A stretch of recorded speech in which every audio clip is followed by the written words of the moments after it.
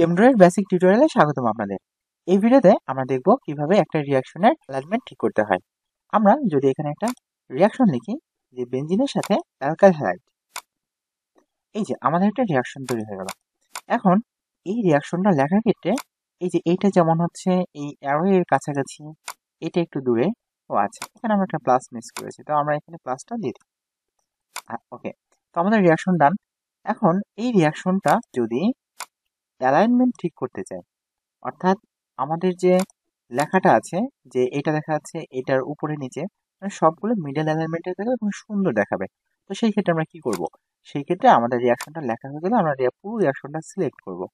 Select করে এই যে স্ট্রাকচারে যাব। স্ট্রাকচারে গিয়ে এইখানে আমরা পাবো ক্লিন আপ রিঅ্যাকশন, অথবা শর্টকাট শিফট কন্ট্রোল এক্স। এটা ক্লিক করলে রিঅ্যাকশনটার অ্যারেঞ্জমেন্ট সুন্দরভাবে মিডল অ্যালাইনমেন্ট হয়ে যাবে, বা হচ্ছে রিঅ্যাকশন আর তখন ঝামেলা থাকবে না। যেমন এর পূর্বে আমরা দেখেছিলাম, আমরা যদি কন্ট্রোল যদি ব্যাকে ফিরে যাই, তাহলে এখানে কি ছিল, এই যে অ্যারোটা এলোমেলো ছিল, অ্যারো এর কাছাকাছি হচ্ছে এই যে টোলুইনটা ছিল, এবং এটা একটু কাছে, এটা একটু দূরে, মানে এলোমেলো ভাবে ছিল। মোট কথা অ্যালাইনমেন্ট মোটেও ঠিক ছিল না। তো এই অ্যালাইনমেন্টটা ঠিক করার জন্য আমরা এই কাজটা করে নিলেই আমাদের কাজ শেষ। জাস্ট সিলেক্ট করব, স্ট্রাকচারে যাব, ক্লিন আপ রিঅ্যাকশন দিব, তাহলে আমাদের রিঅ্যাকশনটা সুন্দরভাবে অ্যারেঞ্জমেন্ট হয়ে যাবে।